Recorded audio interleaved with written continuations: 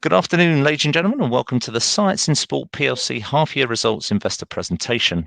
Throughout this presentation, investors will be in listen-only mode. Questions are encouraged, can be submitted at any time using the Q&A tab situated on the right-hand corner of your screen. Please just simply type in your questions and press send. The company may not be in a position to answer every question it receives during the meeting itself. However, the company will review all questions submitted today and publish responses where it's appropriate to do so. I'd also like to remind you that this presentation is being recorded. Before we begin, we would like to submit the following poll, and if you would give that your kind attention, we'd be most grateful. And I'd now like to hand over, if I may, to James Simpson, CFO, and Stephen Moon, CEO from Science in Sport. Good afternoon to you both. Good afternoon, Mark. Good afternoon, everyone, and thanks for attending. We've got a very healthy audience this afternoon. We'll just walk you through for around 30 minutes our half-year results and give you some flavour of what's coming in the second half of the year. So if we look at the highlights for half one, we released our half-year results last week. I think the important headline is that we've returned to growth. While the world's still in the grip of a pandemic, we took last year to get the business reshaped. We exited the year with some good momentum. November and December were strong for us. We've carried that momentum into the first half, and we saw our revenue increase by 24% year on year. Obviously, we were lapping a very poor COVID quarter, but we also lapped a decent quarter as well. So we're very happy to see revenue back in growth, pretty much close to our historic level where we grew at 25% CAGR for 6 years. Very encouragingly, the growth was in every single channel and in every market. So very pleased with that. We're seeing good momentum into the second half, which I'll come on to on the next slide. At a strategic level, we continue to shift more and more to online.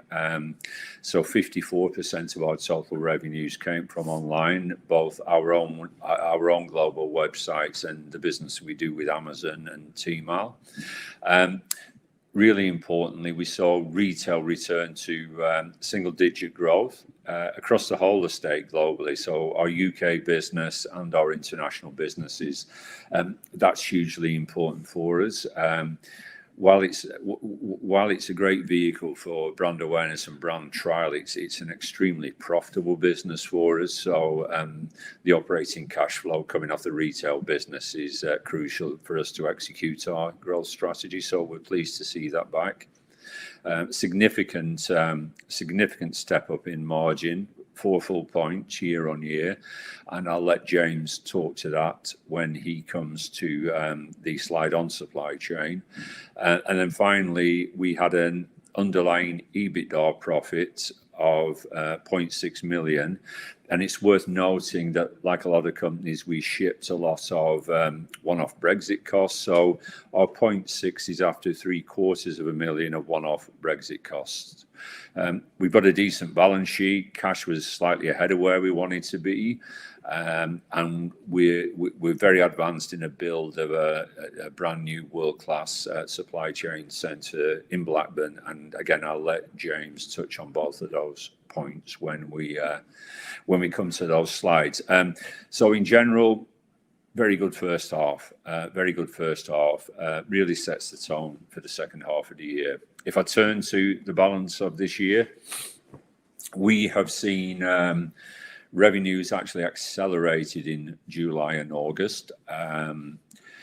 We're seeing pretty much the same growth in September. So you're looking at a Q3 of 30% growth. So we've accelerated, and again, the retail team are working very hard across all the markets and making gains. The Amazon business storms on for us, and we're seeing very good progress with our own website. So it's accelerated.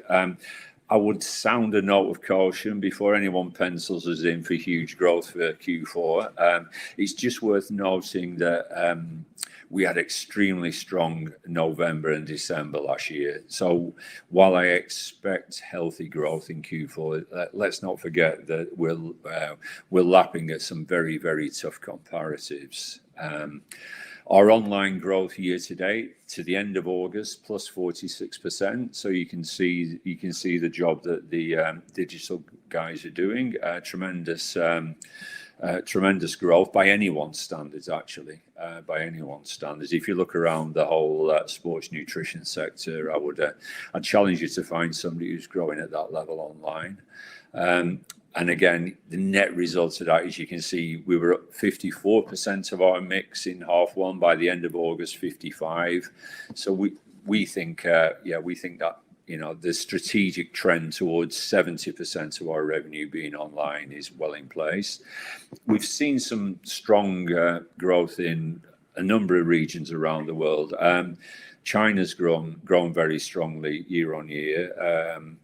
We've, for example, across Europe, Shimano, who handle our independent bike shop business across Europe, 36% growth year on year.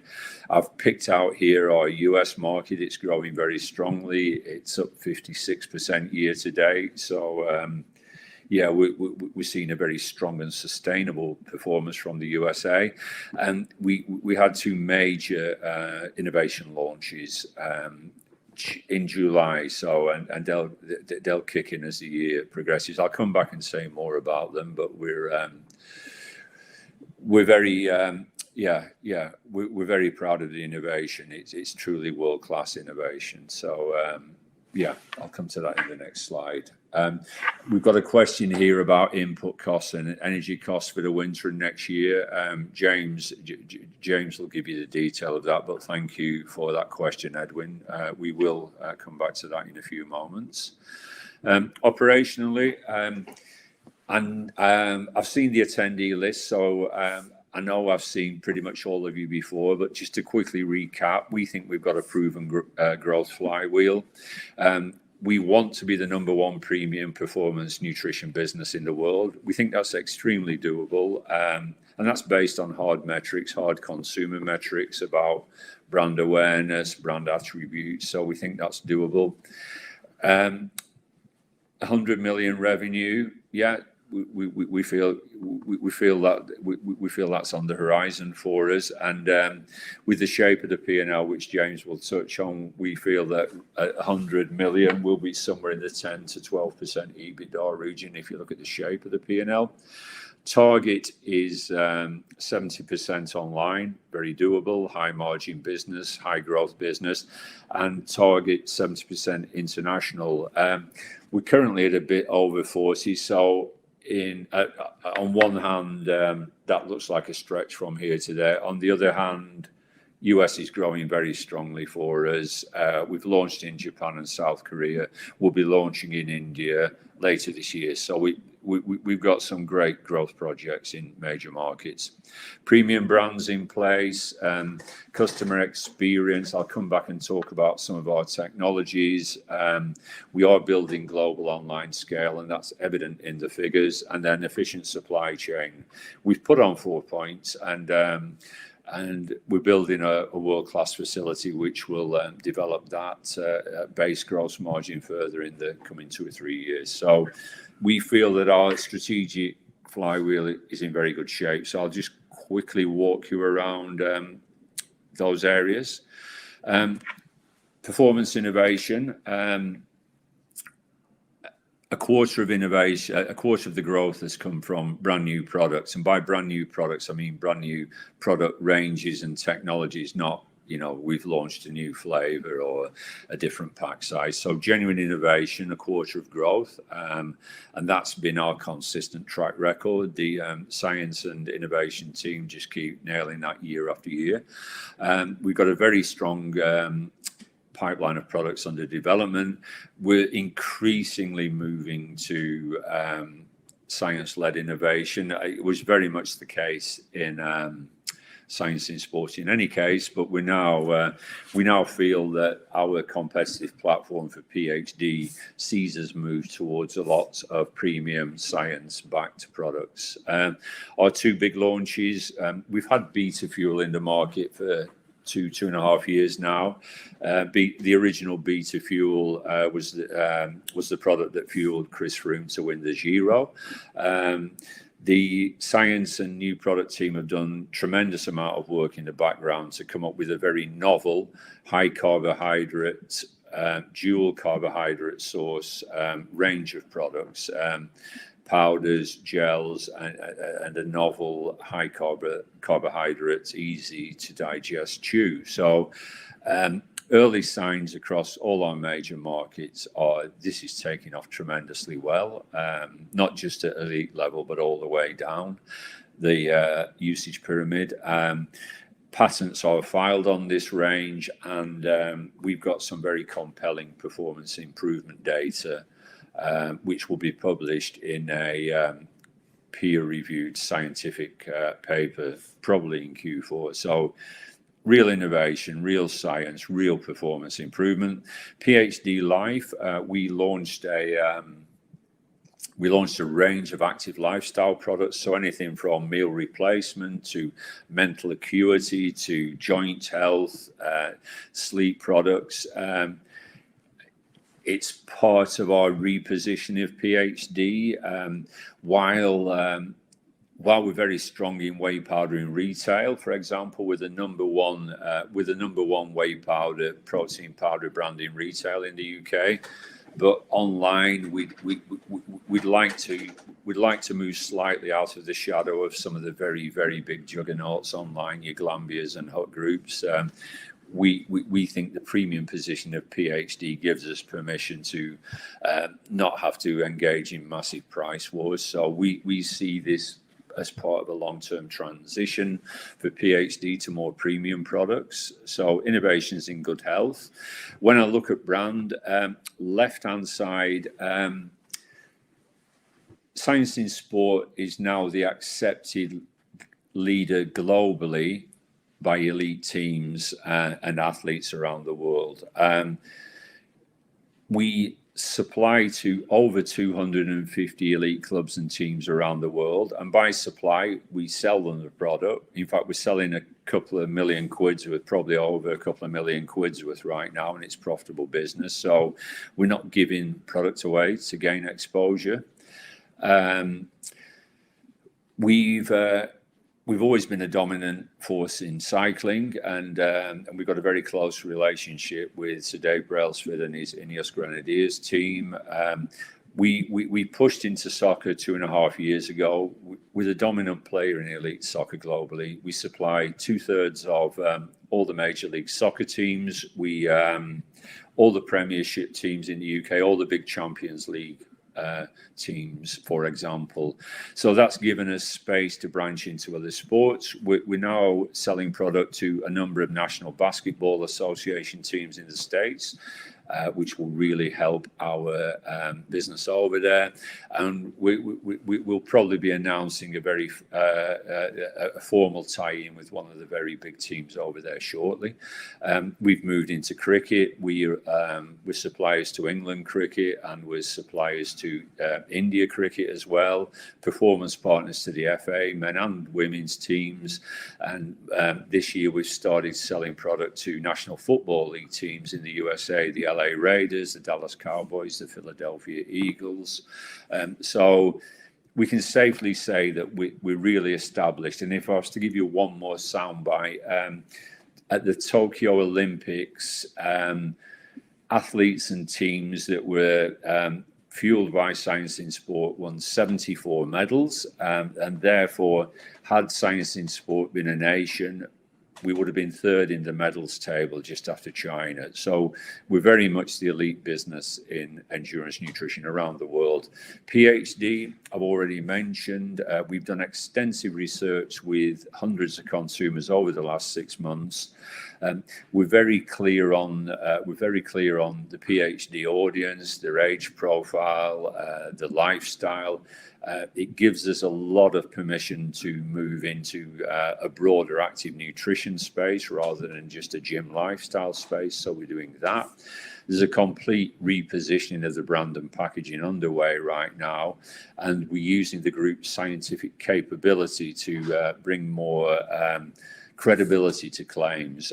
So the Reset Sleep product you see on screen, we've got a very compelling sleep study, and again, that's going to be published in a peer-reviewed scientific paper, hopefully later this year. So the brands are in rude health. Global online scale, you can see it creeping up. I've mentioned before, we think that at 70%, we've got a really nice balance between high gross margin, high revenue growth online business, and a substantial and very profitable retail business. So we're very happy with the way it's shaping up. We've invested a lot in digital marketing talent this year, in trading talent, and we built pretty much from scratch a very talented technology team. Net results of all of that you're seeing come through in the numbers. We're pretty excited on the technology side, and I'll give an example here. Our new technology team have put in place a customer data platform, which now underpins our own websites around the world. It's leading edge technology for a company of our size. And if I was to give you a performance stat on the customer data platform, we put it live in mid-May, and as of today, we can accurately identify a 14% improvement in revenue per visit to our site. So leading edge technology and a very quick payback on that investment, and you're going to see more and more of that in the future. We think that technology has got a huge scope to really start to unlock our online businesses. Looking at the statistics, so our own websites, 35% growth, and again, I challenge somebody to bring me an own brand online site that's growing at that level. We've invested significantly in the platform, not just in the customer data platform, but in things like email personalization, in the speed of the website, and personalization of journeys around the website. So we're making strong progress, as well as revenue growing at 35%. Traffic has gone up 31%, average order value up 20%, and conversions down 14%, which is actually good news. Because of the technology and our rapidly improving consumer insight, we're not having to do any gift or trial products, and therefore that results in when somebody's coming to the site, they're coming to buy. So actually, if you take away the sort of free incentives, actually conversion has stayed flat. We've seen 36% growth in our database, and we'll pass 1 million people on our database this year, which again, for a company of our size is... it's substantial. We're continuing to launch and grow around the world. Our own US.com site plus 45. We had a very small business in Germany. We've started to get more serious about that market online, and you can see the growth at 68. We launched new businesses in South Korea and Japan at the end of the half, and we're just putting in place the final direct-to-consumer logistics solution, but we're already up and trading in those markets, and they're in line with what we'd hoped actually, and the Japanese market looks particularly promising. And then we've got a team launching a new business in India, and that's going to be during Q4. We're going to ship product to India in Q4, and we think that's a massive opportunity for both our brands actually over the coming years. So core business is driving on well, and we continue to roll into new markets. If I look at our Amazon business, 53% growth and traffic up 37%. In the UK, we're a substantial sports nutrition player, and we built a good relationship with them, and that's seen as engaging in a joint business plan. So the big core business is going well. That's if you look at our US business, we're doubling it year on year pretty much. So that's growing extremely strongly. And again, the broad relationship with Amazon has seen us launch in Italy and more recently in France and the Netherlands. So a very good business, and it's a profitable business, and we see many years of growth through that customer and broad channel. Retail, I mentioned it's back to growth after lockdown.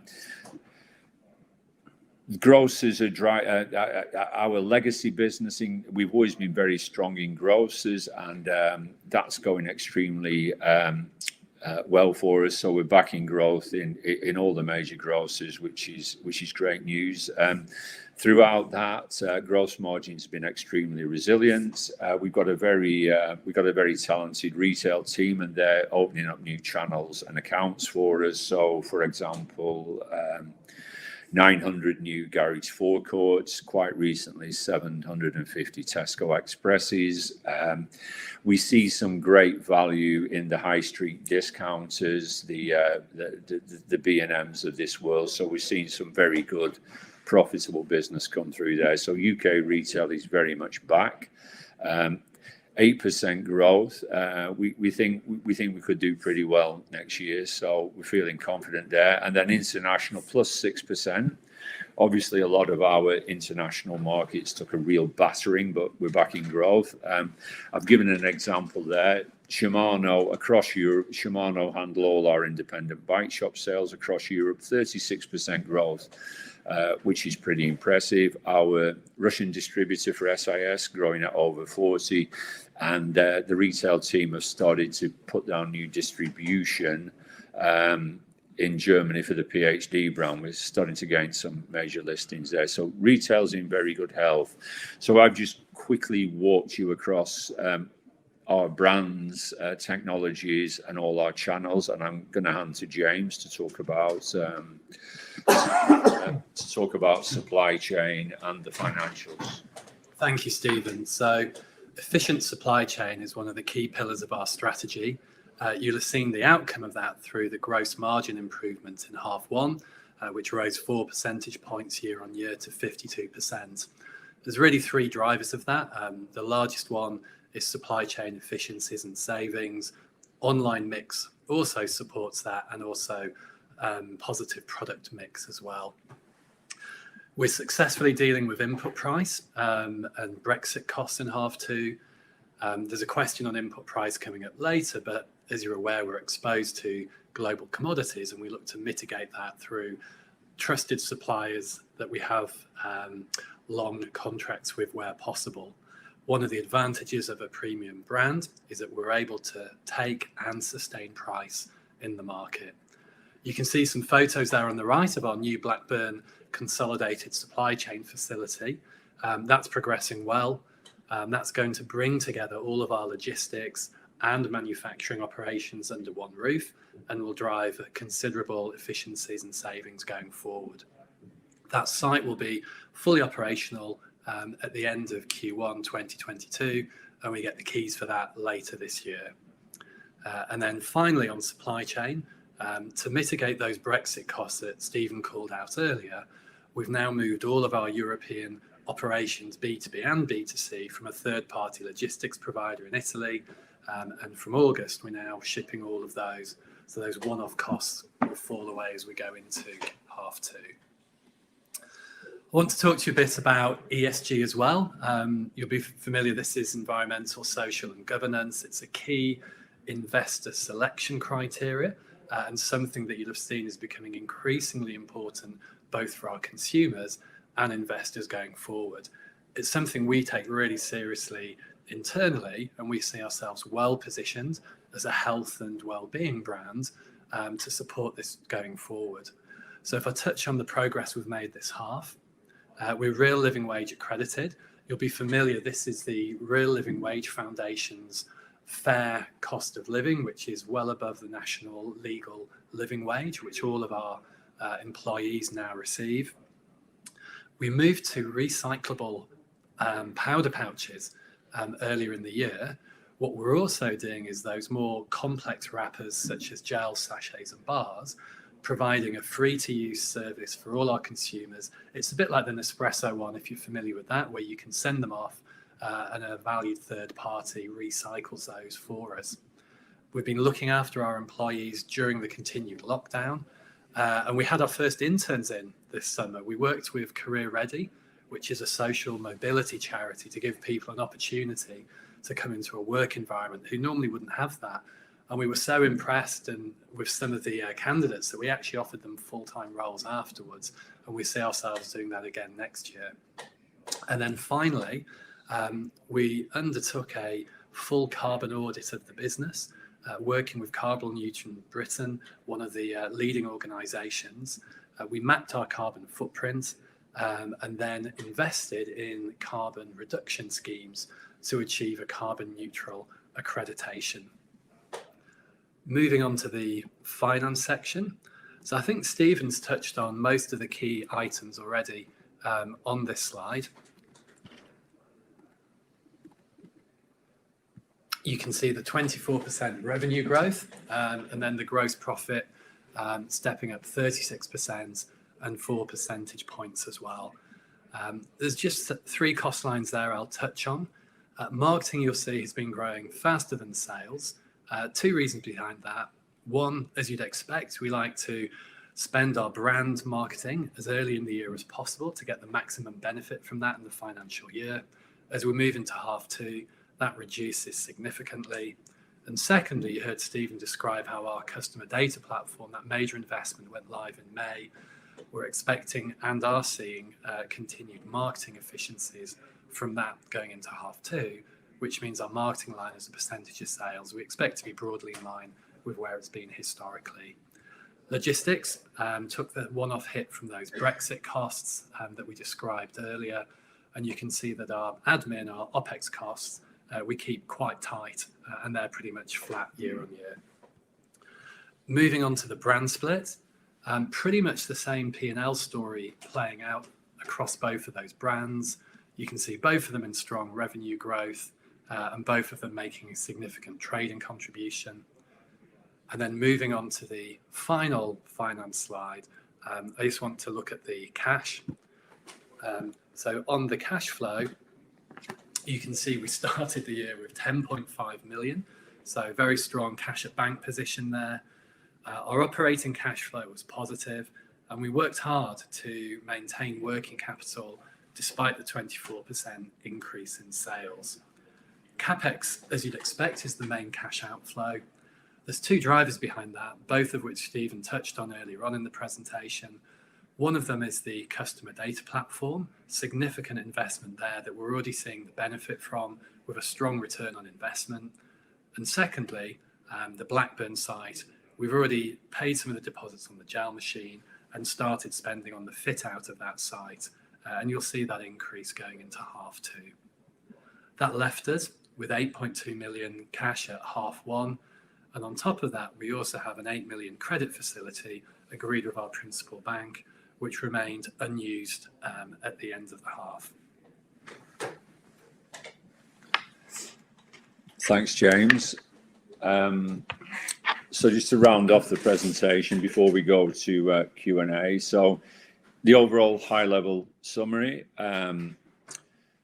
we've returned to our proven 20% plus growth track record, and you've seen a very strong start to half 2.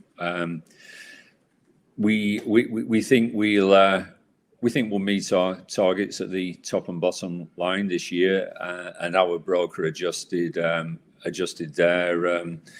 their forecast accordingly. So we're feeling reasonably under control. None of us are by any means out of a global pandemic, but we think we've handled Brexit well. We think we've handled input costs well. We're seeing good momentum across all our channels. So we think we should have this year handled, unless we have another huge lockdown around the world. But yeah, the the commercial team are feeling pretty good about the year.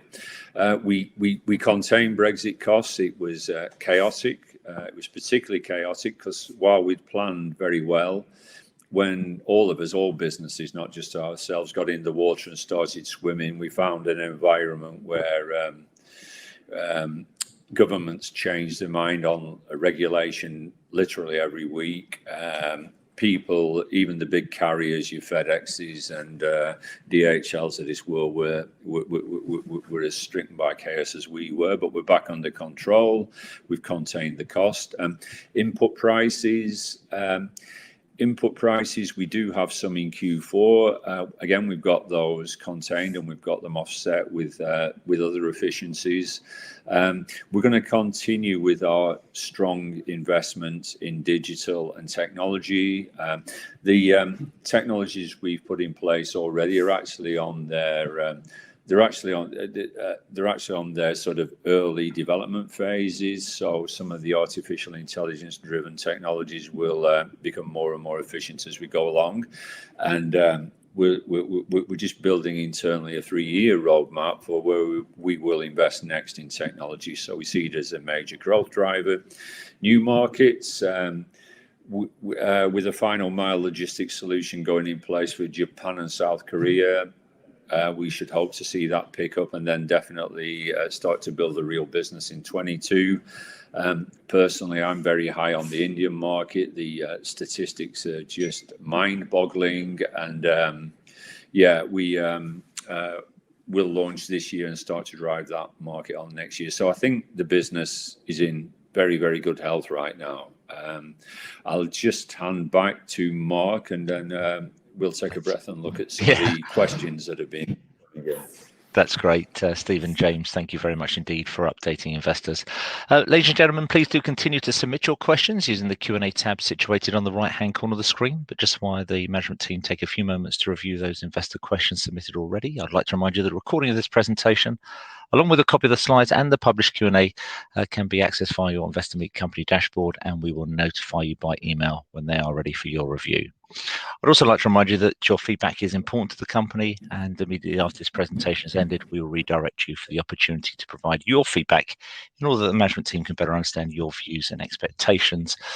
That's probably not a long while to give you a break between presenting and going on to the Q&A, but perhaps, Stephen and James, I could ask you to, where possible, read out the questions and give a response where it's appropriate to do so, and I'll pick up from you at the end.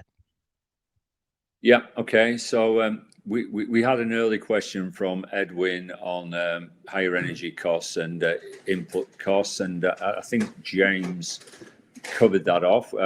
We think we've got all that under control, and for the short term and the medium term, don't know what's going to happen a year or two from now, but we feel under control. Simon has asked me, do we see acquisitions as a route to 100 million revenue, and do we feel that this might accelerate our growth in overseas territory, or do you see growth through new products? It's a question that all our big institutional shareholders ask us regularly. We sort of patiently put together a very premium performance nutrition business led by two very strong brands. By definition, that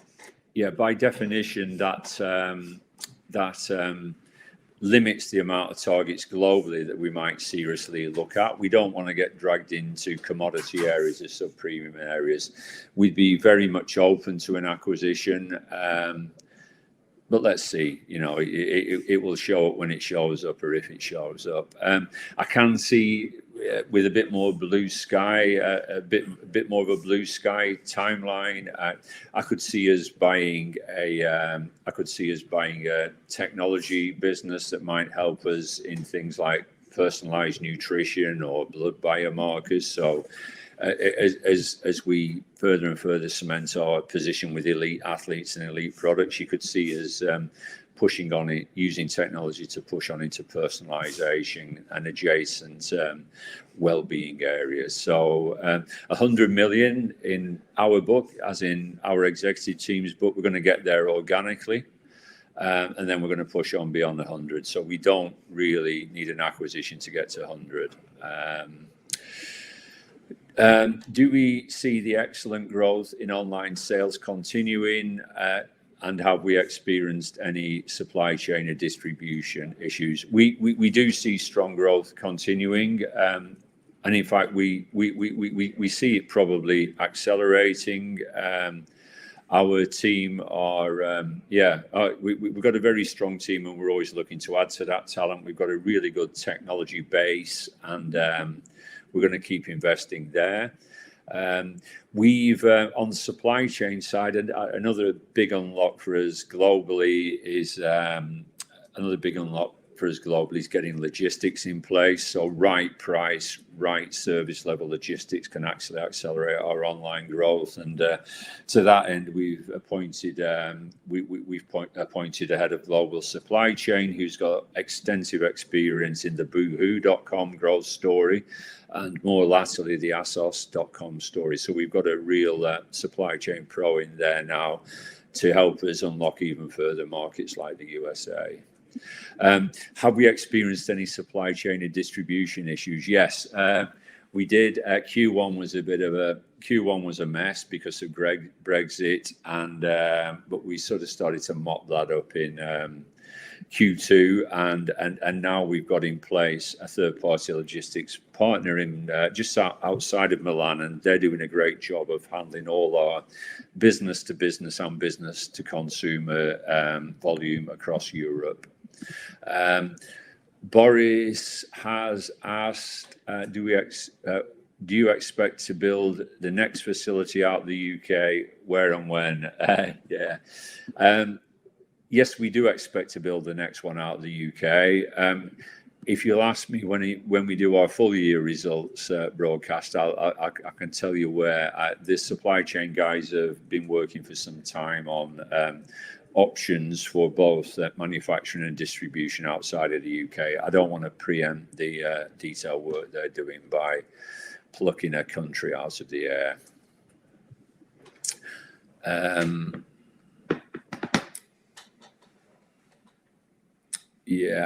What do we got next?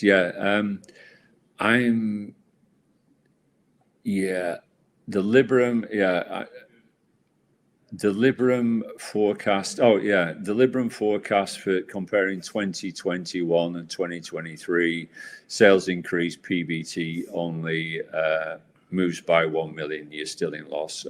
What level of sales leaves you at break even? Just to give you a broad direction there, we've got in place a roadmap from here. We've got a roadmap from here to 100 million.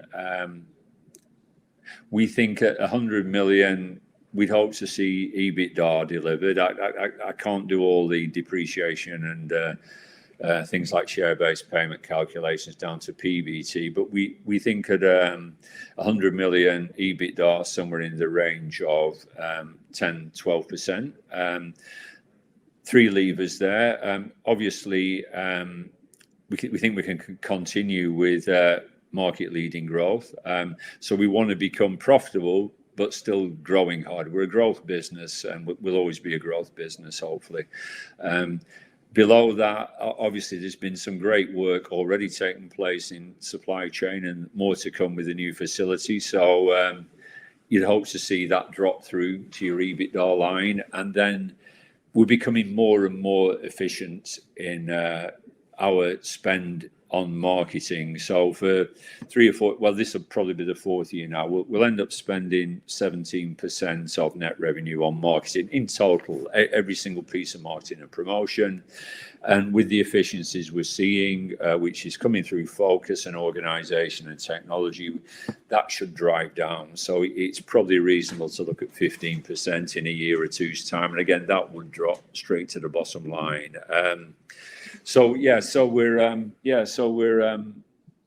We're confident we can drive towards profitability. We've got a really clear plan. I can't specifically answer the PBT question just because I'm not knee deep in the non-cash items. right now. Alistair asks, what's happening with PhD? It used to be half of the business. Yeah, it's still around, and it's roughly half of the business. Both brands have been, they've tended to be sort of identical twins in different areas. The only difference we've seen in the period last is that Science in Sport grew at 34% and PhD grew at 15. Now, PhD grew at 15 because it's got more weight in retail. So obviously the COVID challenges in retail suppressed the growth a bit. But it's worth saying that prior to us acquiring it was growing to around about 8% on a consistent basis. So even at the COVID constrained growth level, PhD is twice its historic growth level. Alistair, there's no mention of football in the presentation. We're being patient in football. We're dominating in elite football. We do know that there's a lot of sales to sort of the five-a-side player footballer in the street. The new technology that we've got is segmenting our database very rapidly into audiences. We're getting more and more insight of where our football players are, and that will enable us to target those players more specifically and more transparently in the future. So the answer isn't really a fudge. It's generally we don't want to give you a BS number. We do know that amateur football players, 90% of amateur football players, for example, use a protein product.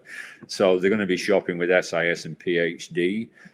We're just going to use the technology to highlight more clearly exactly the way to spend, who is it, and then build a business. So we're still very committed to building a football business in the medium and long term. PhD moving online was a big part of the rationale to purchase. What are the KPIs around that effort? I don't have them split out in front of me. We're growing our PhD business this year close to 40% on our own.com website. It's growing very strongly and profitably with Amazon. We're happy with the metrics on things like basket size and conversion. If I was looking for a big push over the next couple of years, I think we need to build the database even more strongly. We'd like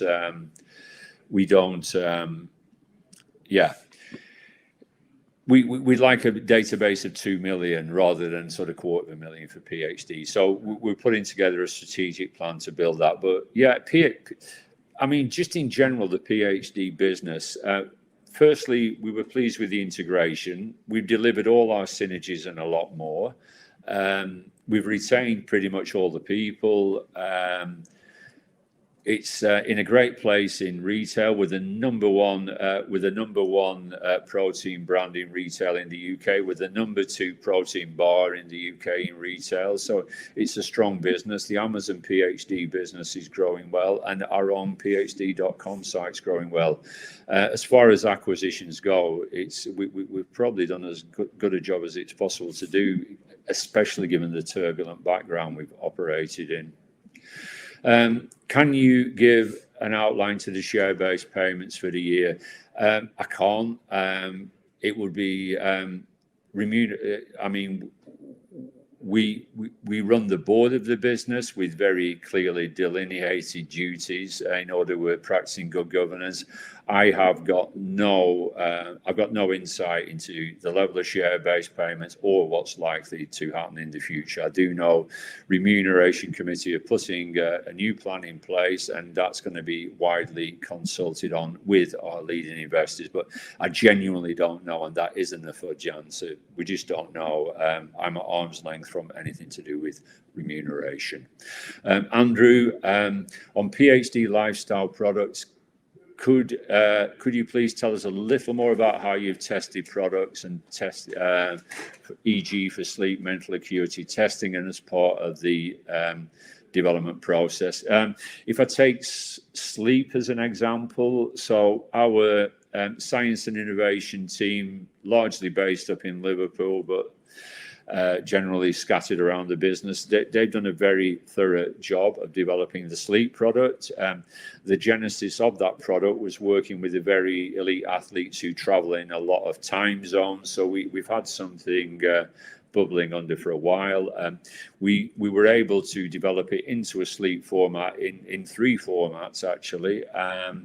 And we've recently carried out a double-blind, placebo-controlled trial, and we've got a claim for the sleep product, which shows that it reduces the time to sleep and improves quality of the sleep. And that study is now being pulled together into a peer-reviewed scientific paper, which will be published in a scientific journal, hopefully during Q4. So we think that an edge we can bring to moving into active lifestyle is to have real proof.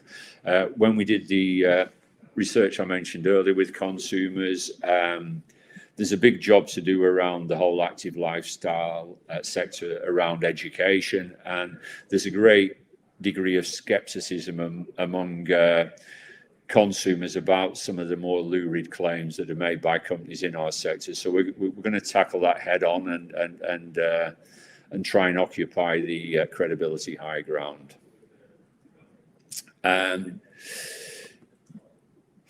David, thanks for the presentation. You mentioned e-commerce overall is mixed positive for gross margin. Are there any of the faster growing regions, e.g. USA and Amazon, which are not mixed positive? What about the new innovation launches? It's positive for gross margin across the piece. So dealing with Amazon, for example, at gross margin is more profitable than dealing with, for example, a major grocer. I'm not going to get into sort of commercially sensitive numbers, but Amazon's a profitable old business for us, and it's growing. Our own .com businesses, they're clearly very profitable at gross level. But to front up all the way to EBITDA, we've obviously got to absorb people cost, technology investment, et cetera. So over the last 3 years, it's been a long build, and we've been investing. This year has seen those businesses turn profitable, all of them at EBITDA level. So we're very pleased. So growth is very healthy for us in our own platform, but now it's also starting to produce at the bottom line as well. Faster growing channels. The USA, I think, has got tremendous. I think it's got tremendous potential for us. Took us a while to understand the market and which channels would really work. We're seeing good growth from Amazon, our own website. On a standalone basis, the USA reaches break even this year before central overhead allocation, and I'd like to keep it that way. I'd rather keep growing that market at a very high percentage and be neutral at the operating bottom line than look to make it profitable too quickly. We're clearly in a massive market, and the longer we're there, the more potential we can see. And that potential, by the way, is probably going to see us launch our PhD, limited amounts of our best-selling PhD range in the US market next year. I hope that answers the question. And those are all the questions. Those are all the questions that have been sent to me with regard to one, except for one from Boris. I don't have that number in front of me. I will look it up, and I do have your contact details, so I will email you that answer before it goes dark tonight. So thanks everyone for the questions. Stephen, thank you indeed for addressing all those questions. If any further questions come through, of course, we'll make those all available to you post this meeting. Stephen, James, I know investor feedback's important, and I'll shortly redirect investors to provide you with their thoughts and expectations. But I guess before doing so, Stephen, perhaps I could ask you just for a few closing comments just to wrap up, and then I will redirect investors. Yes, I mean, thank you to everyone for the interest in the business. I think we're in a really nice place right now. We got the business into shape during COVID, and we're growing well, and we think we think that perversely COVID has made people more health conscious, and so the already existing macro trend towards growth in our channel globally, I think it's only got stronger. So I believe as a management team we're as positive as we've ever been, and now we're gaining a little bit of scale. We're able to leverage that as well. So yeah, let's hold tight. We think we've got this year handled, and I think the next 2 or 3 years are going to be extremely exciting. So thank you for your interest in our business. That's great. Stephen, James, thank you once again for updating investors this afternoon. Could I please ask investors not to close this session, as we'll now automatically redirect you for the opportunity to provide your feedback in order that the management team can really better understand your views and expectations. This will only take a few moments to complete, but I'm sure will be highly valued by the company. On behalf of the management team of Science in Sport PLC, we'd like to thank you for attending today's presentation. That now concludes today's session. Good afternoon to you all.